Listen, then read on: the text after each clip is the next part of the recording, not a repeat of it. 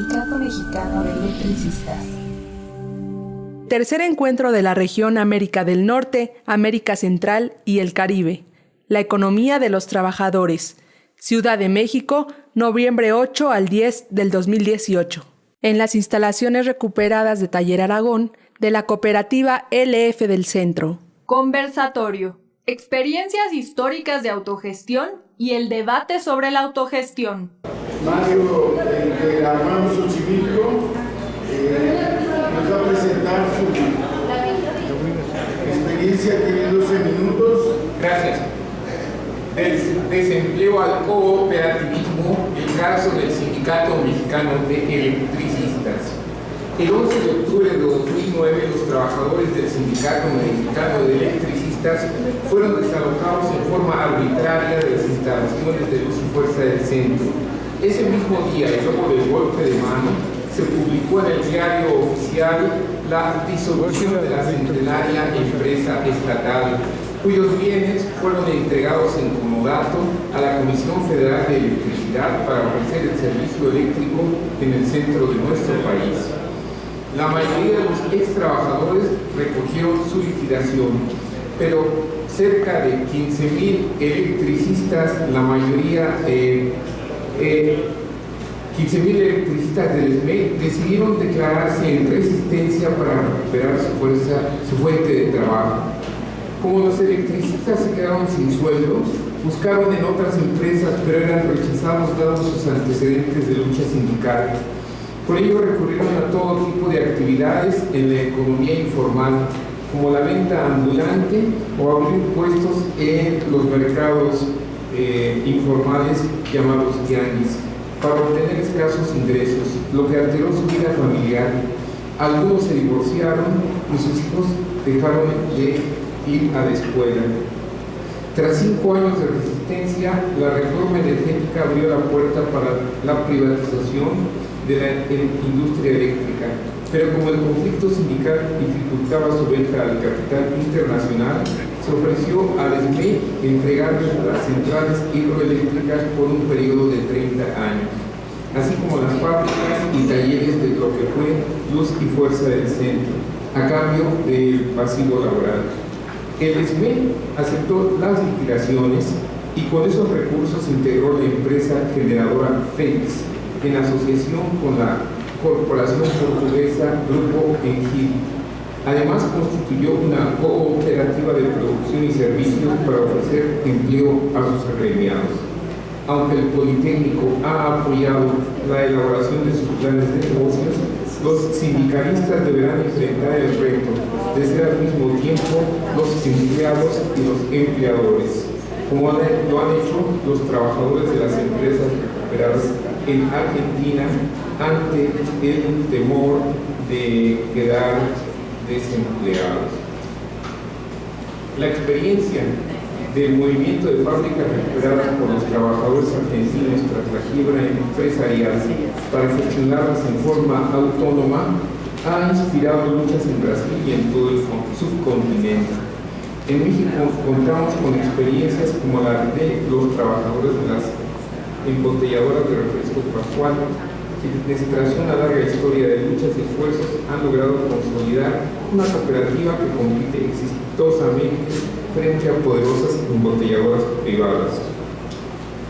Bien. Mota-Engil, el SME y la sociedad generadora Félix.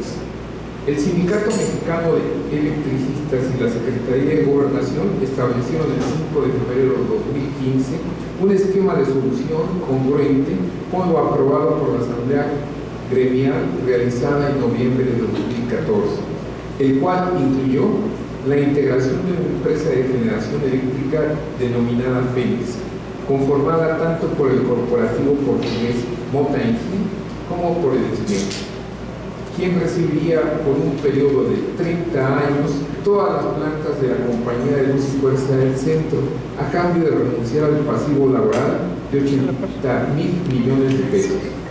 El sindicato y la corporación portuguesa, con más de 60 años de experiencia en la rama eléctrica, se habían relacionado desde 2013, cuando electricistas mexicanos construyeron proyectos de Mota-Engil en Panamá y en Perú.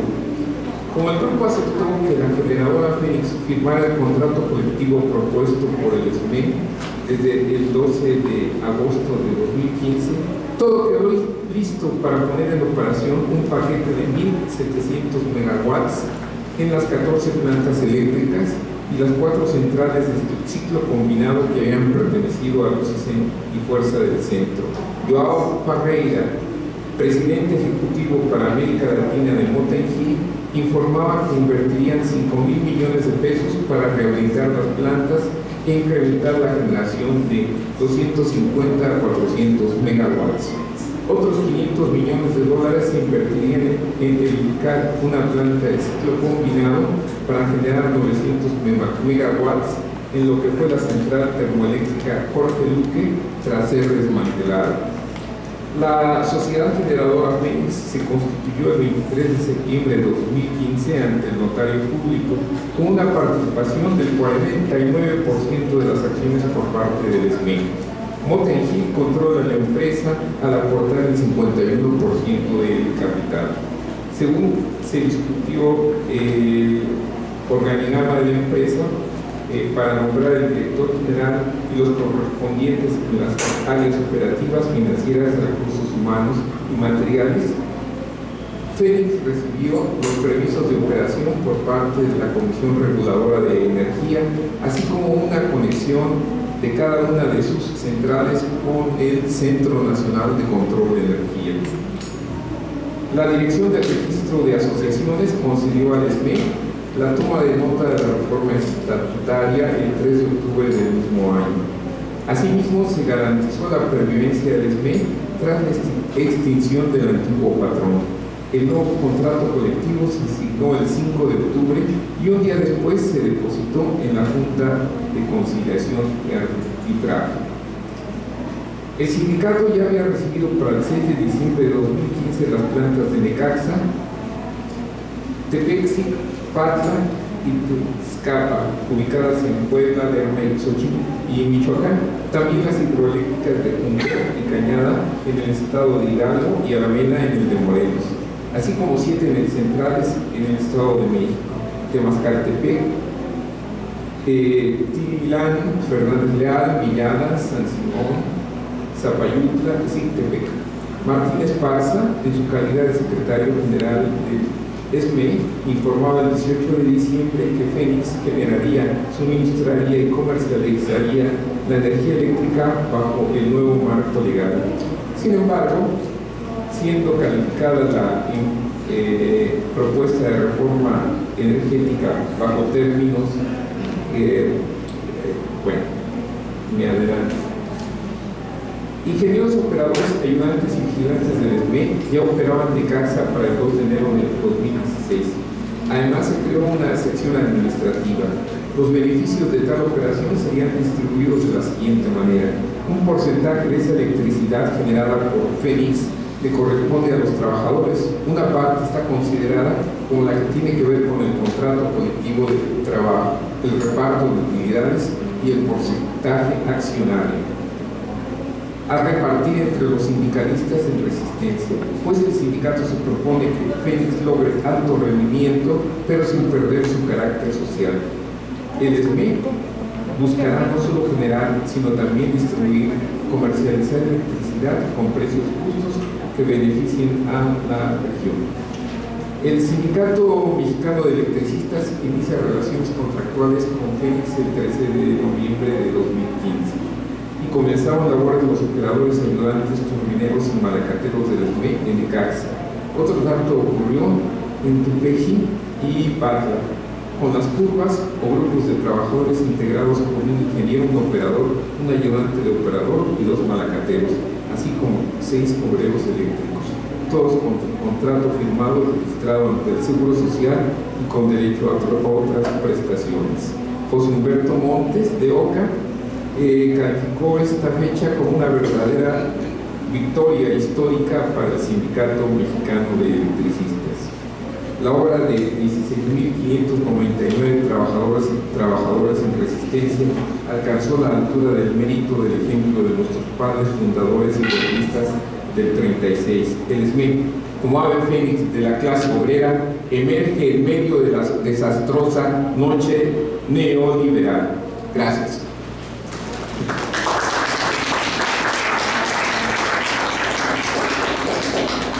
Bien, les vamos a pedir un poquito de paciencia porque toca ahora el turno a Jessica Gordon. Nos va a hablar de cooperativas, entendí, de color, a nuestro buen entender, cooperativas de negros, con perdón de la expresión. Va a haber traducción, entonces les pido un poco de paciencia y a ellos a ver si pueden ser rápidas. Ya me cambiaron la traductora. Bien. I want to start by thanking the organizers. Quiero comenzar agradeciendo a los organizadores. And I also want to acknowledge the original occupants and stewards of the land. Y también quiero reconocer a los ocupantes de la tierra, Struggles of enslaved laborers, también los que sufren por los trabajo esclavizante, and those who labor without just compensation under colonialism and racialized capitalism. y aquellos que no han sido compensados por el capitalismo y el colonialismo. And I acknowledge our claim to land and resources. Y también a aquellos que pelean por sus derechos de su tierra. The research I want to talk to you about today is the history of African American cooperativism.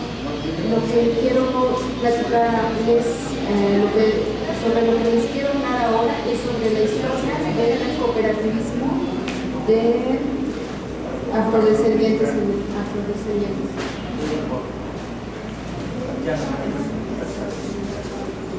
Since the beginning of having been brought to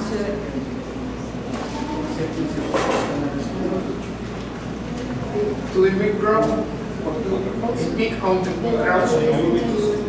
oh, they also want to hear me? Okay, sorry. We'll share the mic.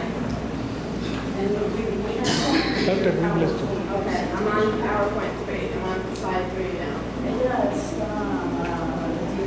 So since the beginning of African Americans being brought forcibly to North American soil, we have fought for civil rights and economic rights. Desde que los africanos llegaron y fueron llevados a América, han peleado por diferentes derechos. When I started to study African American co-op history, I found that it paralleled this civil rights history from the very beginning. Desde que yo empecé a estudiar sobre el cooperativismo, identifiqué ciertos de estos derechos. Some of famous African American leaders also got their start in the co-op movement with co-ops. Algunos de nuestros líderes del cooperativismo, algunos de nuestros líderes comenzaron como líderes del cooperativismo.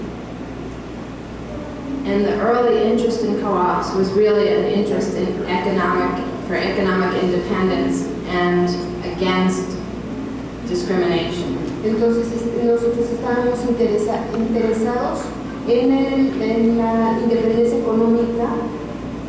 It was often very dangerous because white supremacists and competitors did not want blacks to find alternatives.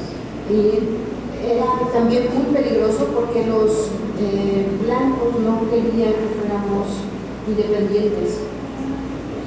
Another thing that I noticed when I was doing this research was how important organizations and community were. Y también me di cuenta lo importante que era nuestra independencia y nuestro trabajo dentro de la cooperativa.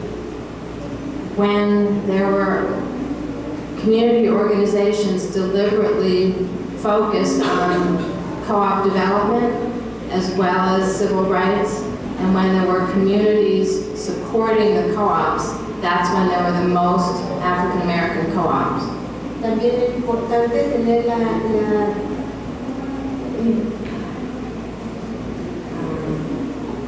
Deliberate co-op development, and tener then el derecho, el desarrollo de las cooperativas, el movimiento cooperativista and then community y support. el apoyo de las comunidades. Seven, I'm up to seven.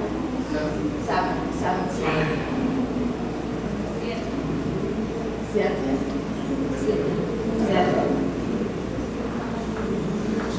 So, there were many proposals and strategies to focus African Americans on economic alternatives such as cooperatives.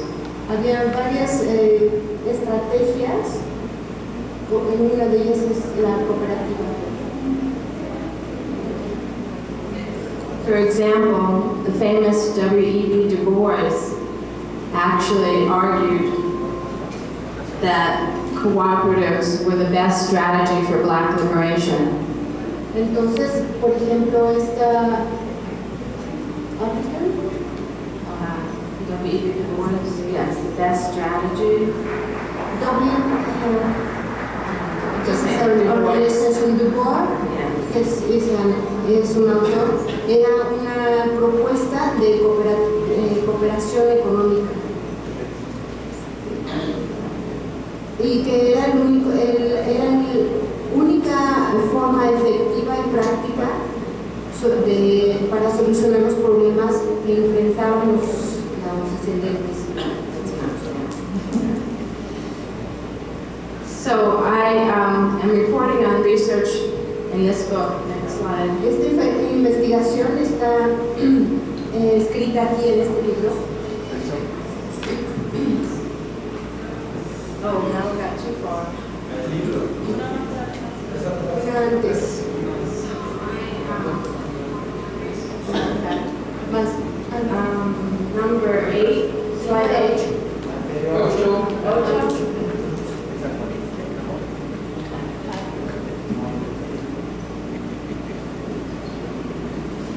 Okay, so I'm going to give you just 2 examples Les voy a dar because dos I'm ejemplos running out of time.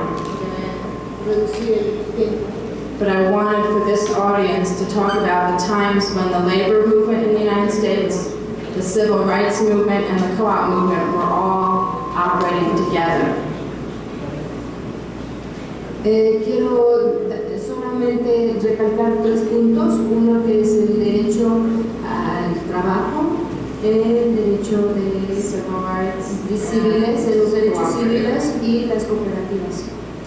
And the first time we see that La primera vez que lo vimos is in the 1800s with the populist movement, the beginnings of the labor movement, and the co-op movement. en el siglo, en el 1800, al inicio de los 1900, con los derechos, el movimiento popular político sobre los derechos políticos para gente negra y blanca y para los pequeños trabajadores y agricultores. One of the first, most progressive labor unions at the time was the Knights of Labor. Uno de los primeros Progressive, earliest. inicios progresistas fue la Unión o Sindicato de los Trabajadores y las cooperativas. The Knights of Labor started about 200 worker cooperatives in the 1880s. Esto inició con 200 trabajadores organizados en cooperativas. They included women's leadership and integrated unions and cooperatives. And the integration was important because at that time was the beginning of segregation and the Jim Crow era in the United States. Esto integró a uniones o organizaciones de mujeres y fue muy importante porque comenzó con el liderazgo de los trabajadores de cooperativas en América. You got ahead of me. She just said that they also promoted women's leadership and black leadership. There was another union called Cooperative Workers of America. The Knights of Labor had a really interesting program in Richmond, Virginia. Esto fue importante para las organizaciones de las mujeres y comenzó en Richmond, en Virginia. They called it the Working Man's Reform Party. Esto le llamaron el Partido Reformista de Trabajadores. In 1885, they organized black trade unionists, white trade unionists, women into cooperatives and the political party. Esto fue organizado en 1885 por los derechos de los trabajadores negros y blancos en las asambleas de distritos en Richmond. And they wanted to take over the city council so that they could rebuild the city hall with integrated, organized labor, not convict labor. Ellos quisieron tomar el gobierno local para organizar también su organización, su forma de trabajo. They won the elections, they won the majority of the city council and the mayor, and so that then they were able to build the new city hall. Ellos eran mayoría en el gobierno local, así es que podían... The Colored Farmers Alliance was the black organization that then developed out of the Knights of Labor. Este gobierno era llamado Alianza de Agricultores Coloreados, de color, en un sindicato de cooperativismo llamado Nacional Cooperativa, Alianza y Cooperativa Nacional en 1886 a 1891. So this was a pure black labor union that was also a cooperative. Entonces también esta era un sindicato negro que también era cooperativa. And they also argued for control over the politics as well as to create worker cooperatives. Entonces también discutían sobre su sindicalismo y trabajadores como trabajadores. They unfortunately were often terrorized by the Ku Klux Klan and other white supremacists. Desafortunadamente fueron atacados violentamente por el Ku Klux Klan. But they had about 1 million members, all working to practice cooperative economics and progressive politics. Ellos tenían probablemente 1 millón de miembros organizados en su sindicato. That's all the time I have, but you can ask me questions about the 20th century. Este es todo el tiempo que tenemos, pero me pueden hacer preguntas sobre el desenvolvimiento de este movimiento en el siglo XXI. Gracias. Así es que cedemos la palabra a Diego, que nos va a hablar de autogestión y revolución. Bueno, me tomé el atrevimiento de proponer a la organización pasar la presentación de este libro, que es Autogestión y Revolución, de las primeras cooperativas a Petrogrado y Barcelona, que es un libro, que es una investigación que hice, que está editado por una cooperativa editorial que tenemos en Buenos Aires, que es la Cooperativa Callao. A su vez está impreso en imprentas recuperadas por los trabajadores de nuestro país, ¿no? ¿Por qué pasamos esto para acá? Porque tiene que ver con el tema de esta mesa. No voy a contar mucho sobre el libro, sino que voy a hacer algunas consideraciones por el tiempo y porque es la discusión que además también estuvo en la mesa anterior, en la otra sala, que también un compañero habló algo de este tema de la importancia de la historia del proceso de autogestión.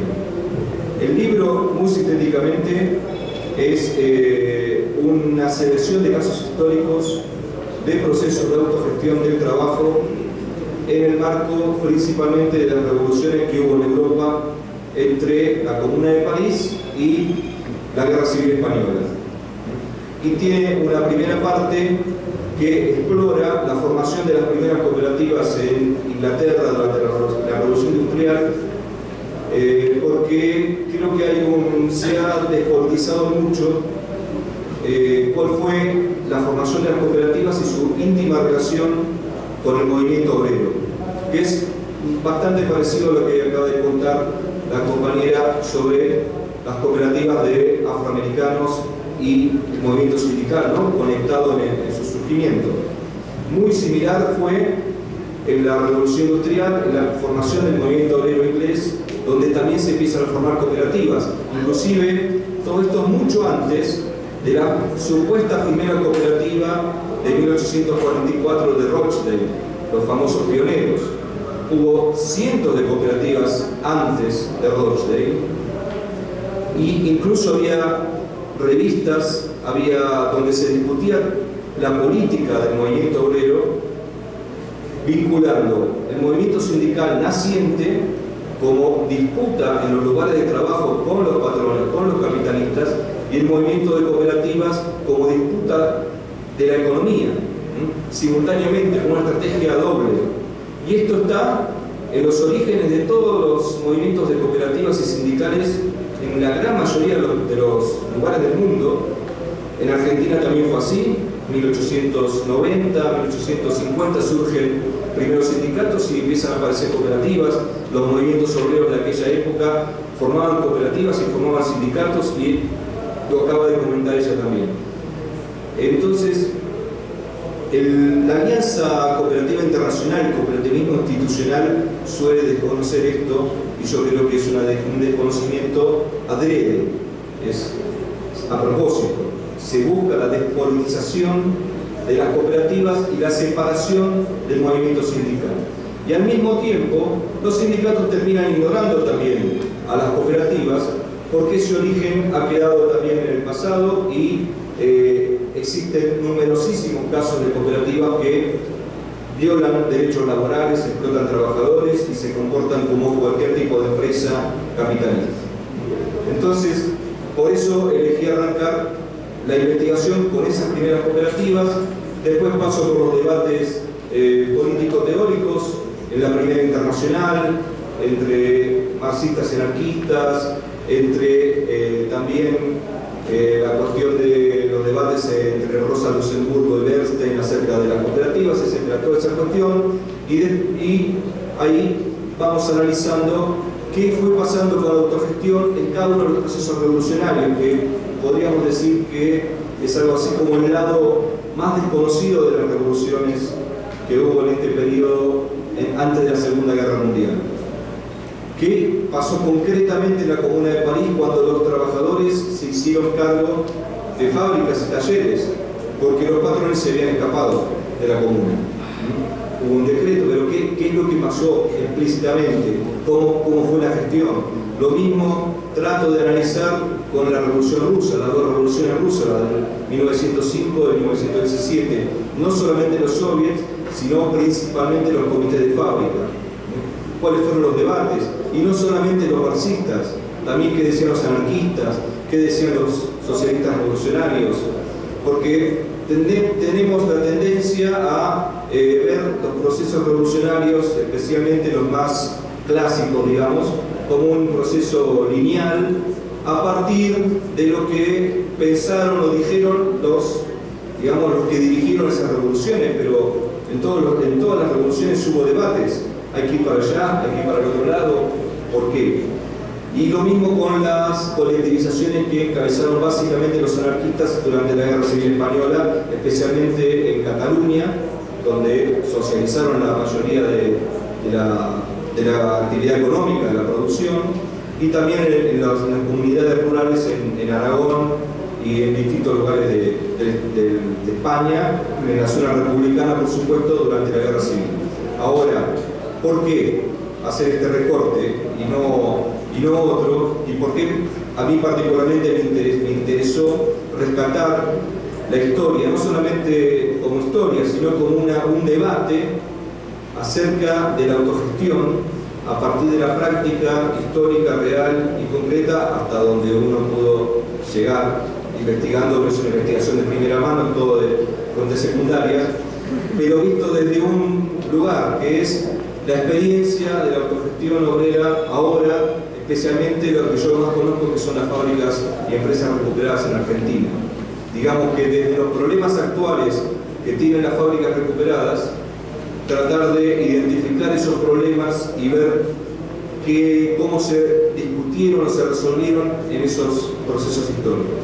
Eso es el eje de este libro, y es lo que me interesa también dejar más o menos puntualizado. Hay toda una serie de debates que tienen que ver con qué significa la autogestión. ¿Cuál es el verdadero alcance de la autogestión? Yo escuchaba en la mesa anterior que se hablaba de que la autogestión es política y que no es económica. Yo no estoy de acuerdo con eso. Yo creo que la autogestión es política y económica. Y el aspecto económico es el que más influye después en la política. Porque donde no resolvimos, en una empresa recuperada, donde no pudimos trabajar lo suficientemente el aspecto económico, el propio mercado nos va a destruir.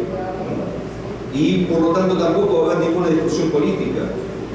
Digamos, el crecimiento político también implica discutir la economía, y justamente esa es, creo, la autogestión, y es lo que por lo menos a mí me interesó ver de los procesos históricos que voy analizando, ¿no? en el libro. Ahora, también me interesa puntualizar que autogestión y cooperativismo no son necesariamente lo mismo. La autogestión es la dinámica colectiva de organización del trabajo. Si vemos el aspecto económico, también se puede entender la autogestión en sentidos mucho más amplios. La autogestión es un proceso de la clase trabajadora. La autogestión tiene que relacionarse con otro tipo de luchas de los trabajadores.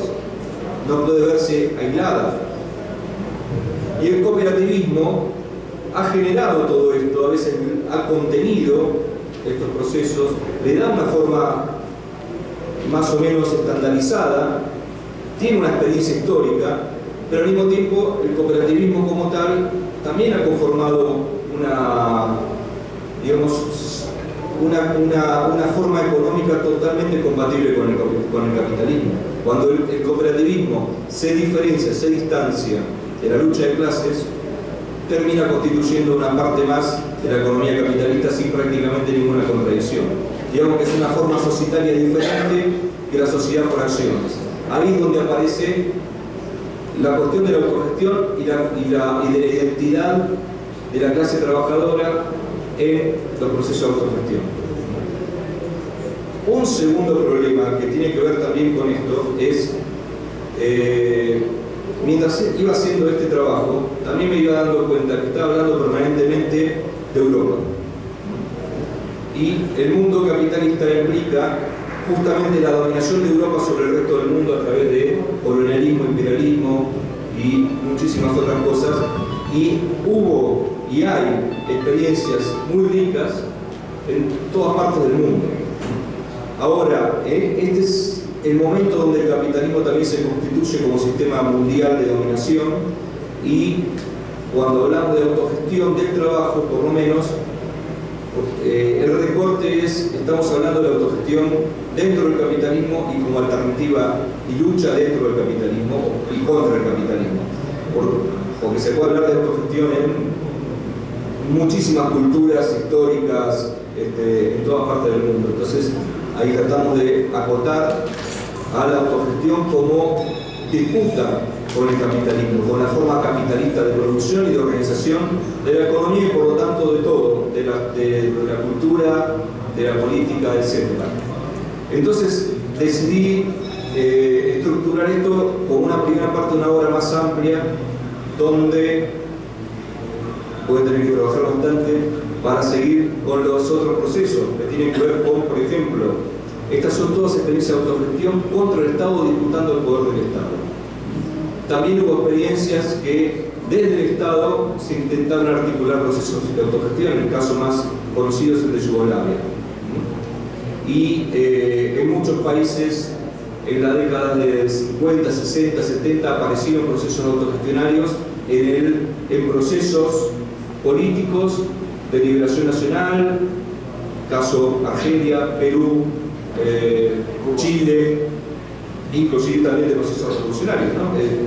Y toda esa parte, digamos, a partir de la Segunda Guerra Mundial y la descolonización, empiezan a aparecer una riqueza de experiencias que tiene que estar también reflejada y trabajada para entender ya procesos más contemporáneos que los que estamos hablando en este libro, y que son igualmente valiosos.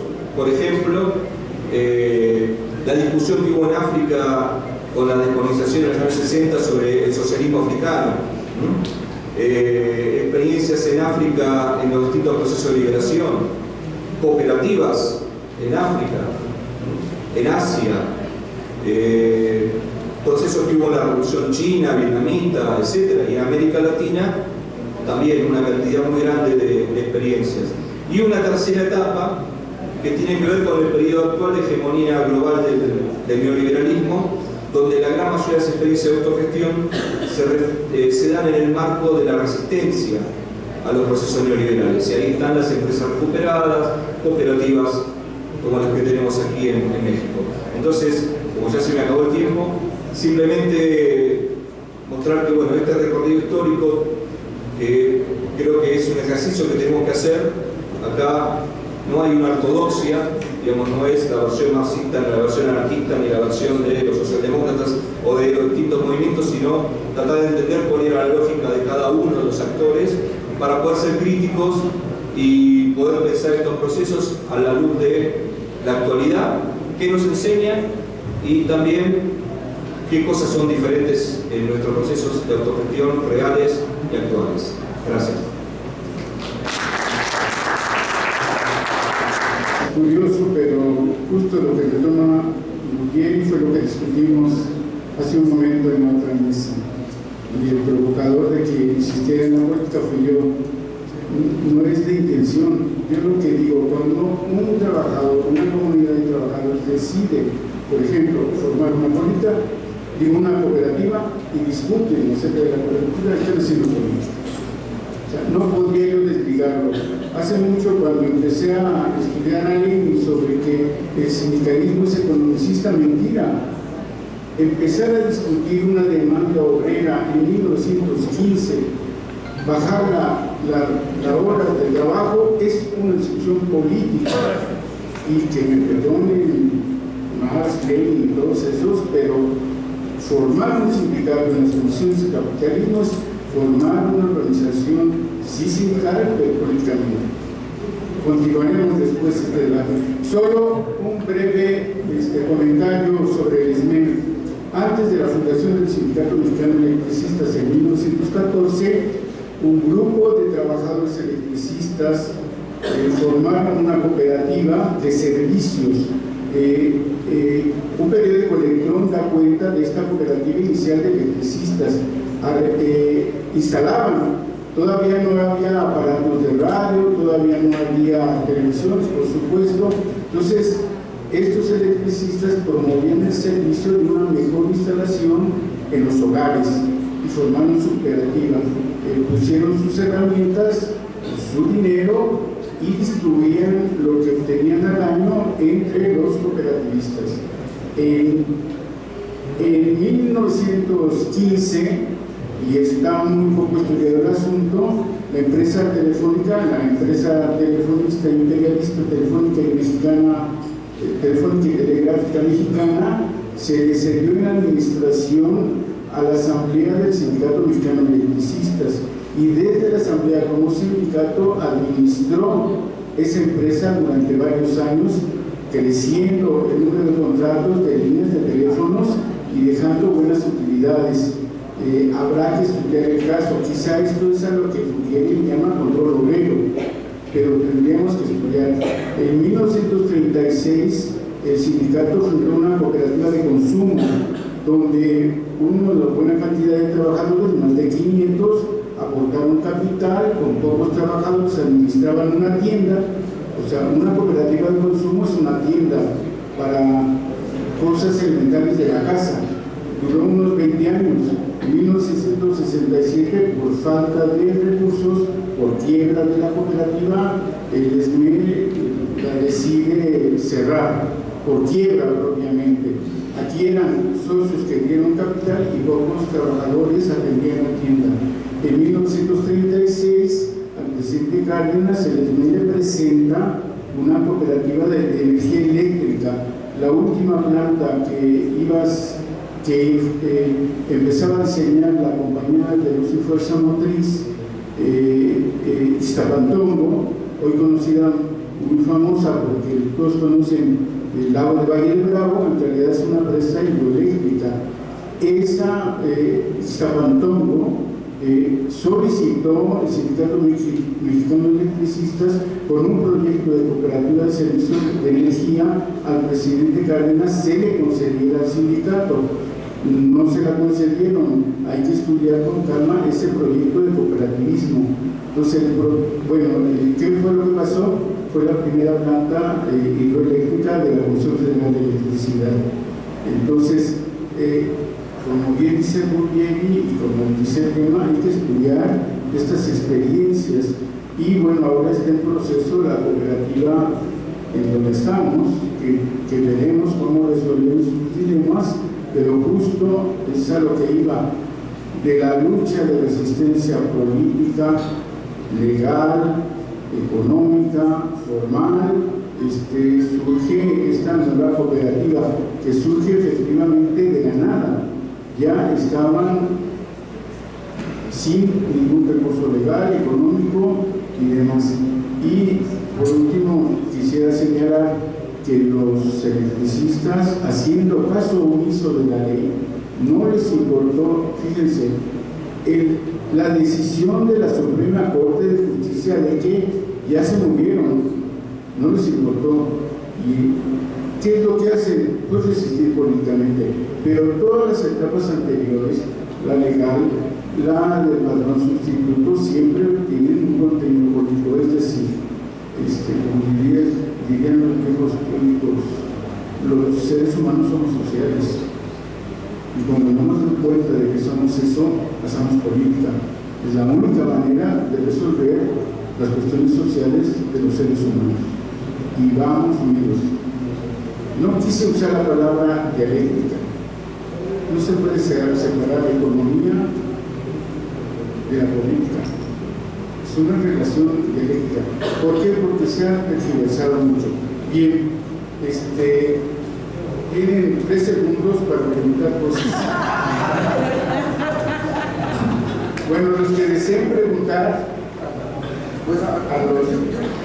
Me gustaría hacer una clase. Ya terminé. Bueno, rápido. Es que miren, lo que comenta mi compañero pues es cierto, pero se comenta de una manera tan ligera cuando yo todavía estoy apoyando la PGR por los precios recuperados. A mí me están acusando por despojo, por robo, a otros compañeros también. Estamos enfrentando una lucha política y social. Ahora, en Cuernavaca, los predios recuperados no fueron de gratis. Alguien por ahí dijo, pero son propiedades del Estado. Fíjate. Pero, ¿y nuestros fondos de bendición social? Los que conformó mi familia, mi padre y mi abuelo electricistas, jamás nos los entregaron. Una patada en el trasero y vámonos el 10 de enero. Fue la madrugada del 10 de enero, el 10 de octubre, cuando nos dieron ese golpe tan fuerte, ¿no? Entonces, caravanas, ya lo escucharon ustedes, porque venimos de un conversatorio, pero realmente seguimos en ese proceso. O sea, por esto que estamos logrando, fueron 9 años de amenazas, de dejar a la familia en la calle, de dejar a mis hijos sin regalos de Reyes, sin muchas vacaciones, o sea, ha sido una lucha muy fuerte que hemos llevado con mucho orgullo, algunos rentando nuestra casa, otros trabajando de taxistas en un rato. En mi caso, yo desde mi casa me fui a un departamentito mínimo, pero ya tengo una cantidad económica que me permite mantener a mi familia. Por ejemplo, muchos compañeros hicieron de todo electricistas, que es lo que sabemos hacer, pero aprendieron hasta a jardineros. Les salió la inventiva que tenemos, gracias a Dios, todos los mexicanos. Pero el comentario que quiero ser muy breve, pero es que es tan interesante todo lo que hemos pasado y cómo hemos podido sobrevivir, que no se puede resumir en unas hojitas, con todo el respeto, porque ha sido una verdadera madriza, perdónenme la expresión, porque el gobierno no ha cesado en el empeño de estarnos aplastando, que hemos resistido con mucha gallardía, porque aparte de la lucha política tenemos la lucha jurídica. La Suprema Corte que dice, se acabó todo, lo único que tienen derecho, diría Javier Lozano, ya le falta su acta de defunción, el nefasto del secretario de Trabajo. Al SPE le falta su acta de defunción porque ya se acabó. Ya váyanse, al único que tienen derecho es a liquidarse, y ya, váyanse.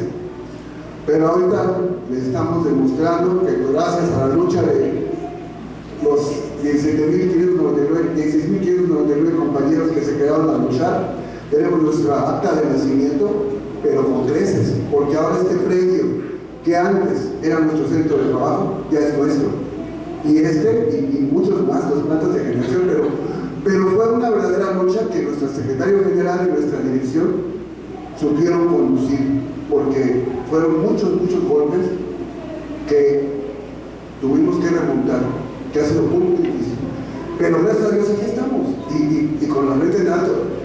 Y esto, pues sí hay que decirlo, porque hay que recordar lo que nos costó para que lo valoremos, y no fue tan sencillo como pues la verdad escuché. Seguimos con la PGR, con el jurídico del sindicato atrás de mí, por el predio recuperado en Teopanzolco, por el predio recuperado. Bueno, pues ya, no me quiero extender tanto, pero muchas gracias. Solamente tendría que, sí es cierto,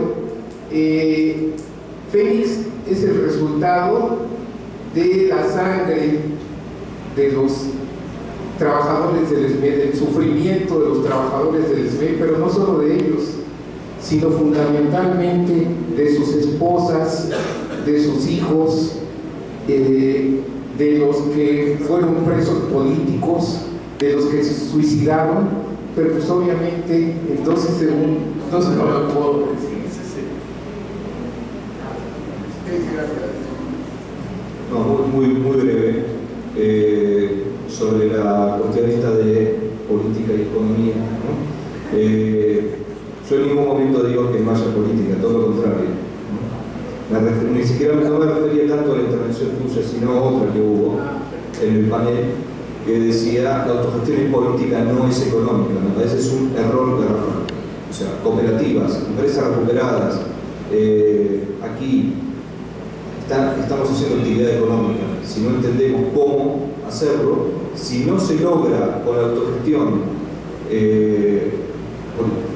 dar empleo a los trabajadores que puedan vivir de su trabajo dignamente, como un piso que va a posibilitar cualquier otra discusión política. La discusión política va a ser una asamblea muy linda, muy radical, pero la autogestión va a durar lo que dure la asamblea y se va a acabar ahí.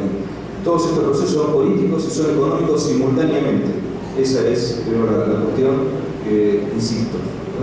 Y después sobre el libro, ojalá podamos ver, vamos a ver con nuestra cooperativa Callao si podemos hacer esa edición en castellano y diseminarla no solamente en Argentina sino en otros países.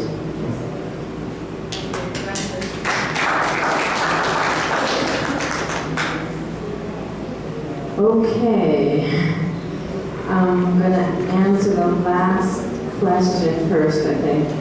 So I also want to say that the politics and the economics, I think the lessons from African American experience is that you have to have both. You can't have the political without the economic liberation. You can't have economic liberation without the politics or doing the politics. And so for African Americans, they went back and forth. Sometimes they tried civil rights and just getting the political rights. Then they realized they still were economically exploited and marginalized. So then they looked for economic justice, but they learned part of the fight for economic justice is a fight for political liberation of your mind and your actions. So that's been a process, I think, through the whole history for African Americans. The question that the student asked is actually one of the reasons why I wrote the book. Because when I first started talking, Bueno, en esta pregunta quiere recalcar que la relación entre la política y la economía, esta discusión tiene que ser sobre ambas. La liberación, tanto política como económica, envuelve también tanto derechos y, por ejemplo, también evitar la explotación y también el derecho a la justicia y la posibilidad de la justicia. También significa que va a ser un trabajo con la mente y las acciones, una relación directa entre ambas. And then, so I wrote the book partly because as I started to talk to African American communities about, in the 1990s, 2000s, about using cooperatives for an economic development strategy, I was told the same thing, that we have no power, that we don't do cooperatives. Sobre la pregunta sobre cómo la lucha de los afroamericanos en los años 60 se desarrolló en una estrategia económica a través de las cooperativas. And so I decided as a researcher to find the research to show that we have a legacy of economic cooperation in a myriad of forms, and that the strategy of using alternative economic ownership as a way for liberation has been important from the beginning.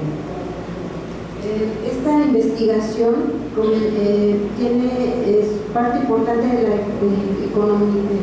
cooperación económica y se desarrolló como una estrategia de la propiedad en las cooperativas, que fue muy importante. And the strategy included the fact that, yes, we don't have much economic power or own very much, but if we pool those resources, which is part of the whole ideology and process of cooperatives, to pool what meager resources you have and then create power with the pooled resources that you can leverage.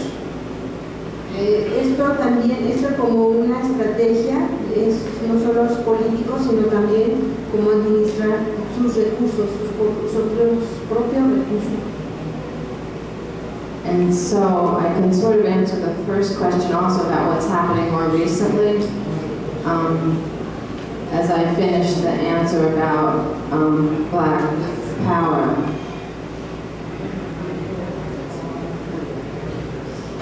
So what happened throughout African American history were different periods of time when African Americans had different strategies for how to pool resources.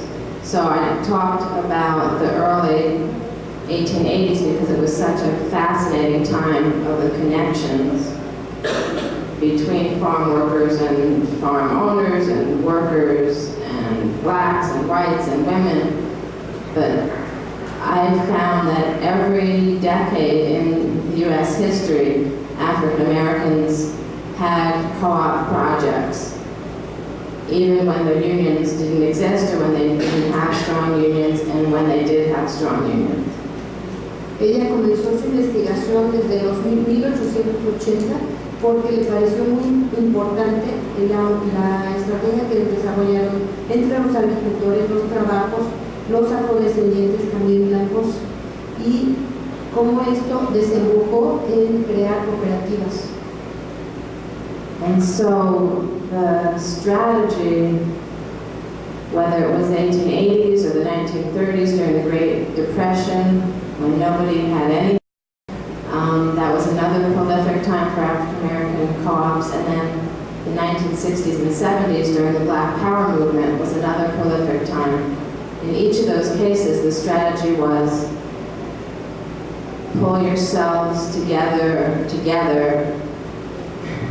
focus on the benefits and the welfare of the entire community by making sure we all work together, and then taking that position of strength and moving outward to fight for larger liberation. So it was a strategy about consolidating what you have together and then gaining wealth and power because of that, and then using that to fight for the rest of your rights.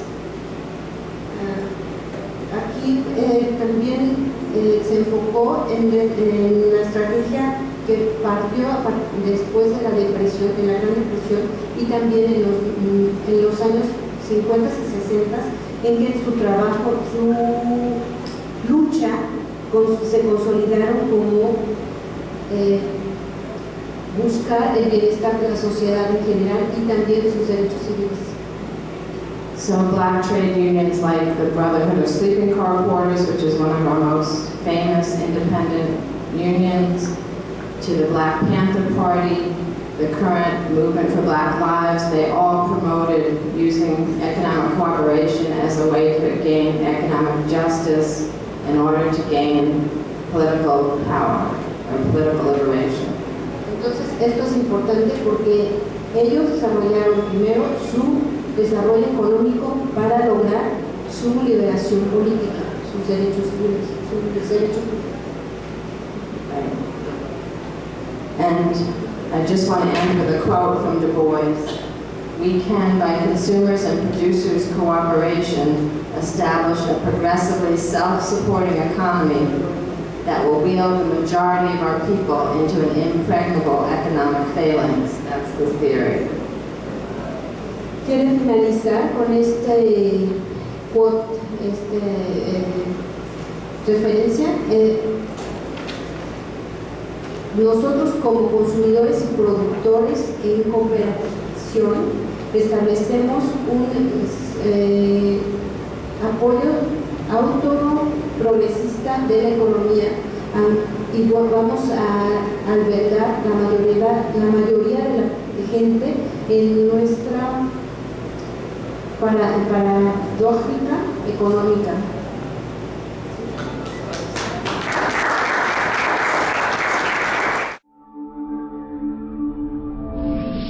Radio.